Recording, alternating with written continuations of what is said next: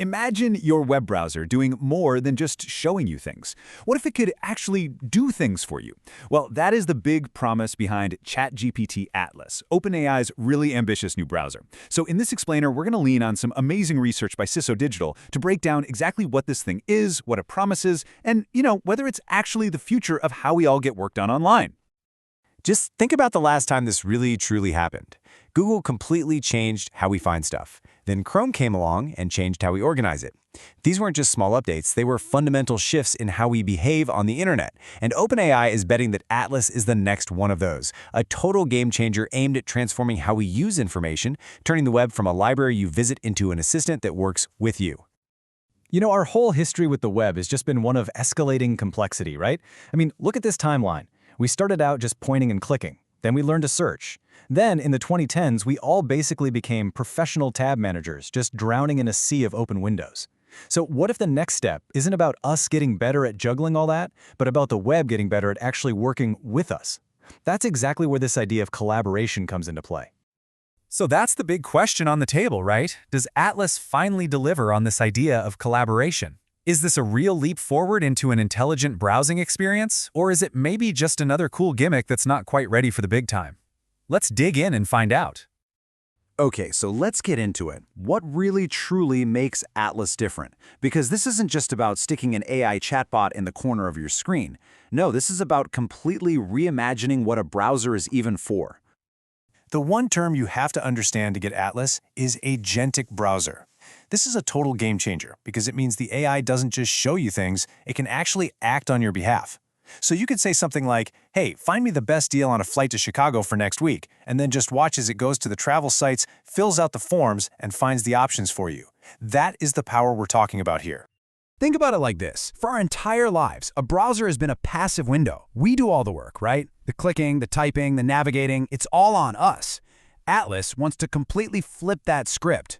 It's designed to be an active workspace where the AI isn't just a feature, it's the core operating system ready to do the heavy lifting for you.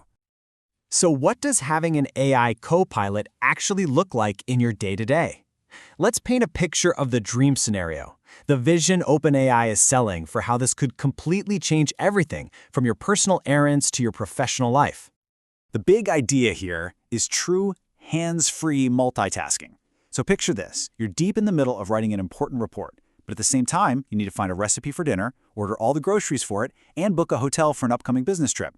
The idea with Atlas is you can just tell it to do all those other things in the background while you stay completely focused on your work. And look, this isn't just some far-off theory. Early users are actually seeing this in action. For example, Brock Messerich asked Atlas to find a recipe, and it didn't just find it. It then went and logged into his Instacart account and added every single ingredient to his shopping cart. All of it completely on its own. Now, this is where things get really powerful for productivity. Instead of constantly stopping what you're doing to check your inbox, you can just ask Atlas, hey, summarize my last few LinkedIn messages for me. It does all the tedious work, opening the site, clicking around, and just gives you the summary.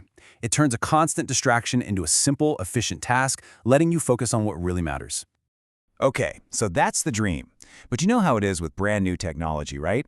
There is always a gap between that amazing vision and what the product is actually like on day one.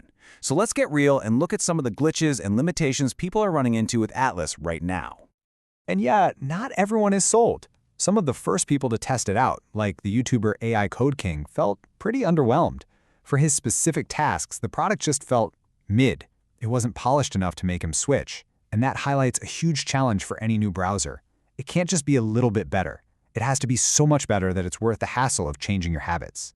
And these issues aren't just minor annoyances. They're things that can really impact your daily use. No browser profiles? That's a huge pain for anyone trying to keep their work and personal stuff separate. The weird pop-up for Inspect Element drives developers crazy. And having data collection turned on by default is a privacy red flag for a lot of people. These are the kinds of practical problems that are holding it back from being a real Chrome killer today. So what we have is a browser with a ton of potential, but also a ton of early-stage issues. So the big question is, how does it actually stack up against the competition that's already out there? Let's take a look. First, let's just take a moment to appreciate the size of the mountain that OpenAI has to climb here. This chart shows Google Chrome with a staggering 72% of the market. That number represents decades of people just using what they're used to. To even make a dent in that, Atlas can't just be good, it has to be revolutionary. This table really shows that everyone is playing a different game. Atlas is betting everything on its agentic AI to win over power users who want to automate their workflows. Microsoft, on the other hand, is using its massive business ecosystem to position Edge's Copilot as a helper for corporate users. And then you have Perplexity Comet, which is targeting a very specific high-end niche of researchers who are willing to pay big bucks. It's a really fascinating clash of strategies. So, after all of that, what's the final verdict? Is ChatGPT Atlas really the future of browsing? Here's the bottom line. Atlas feels like a powerful glimpse into where we're all headed. It shows us a future where our browsers aren't just passive tools, but active partners that help us get stuff done. But it's still a very early version of that future. It's not quite polished enough to replace Chrome or Safari on your computer, at least not yet. And this quote just nails it. This is the core idea. The internet is evolving from a place we go to find things into a partner that we work with. And Atlas is one of the very first browsers that's been built from the ground up around that single, powerful principle. And that leaves us with the big question that this kind of technology forces all of us to think about. As these tools get smarter and more capable, we have to decide where we draw the line. Are you ready to hand over some of the controls and let your browser really think and act for you? Or does giving up that much autonomy feel like it's crossing a line, a step too far? That's the balance we're all going to be navigating from here on out.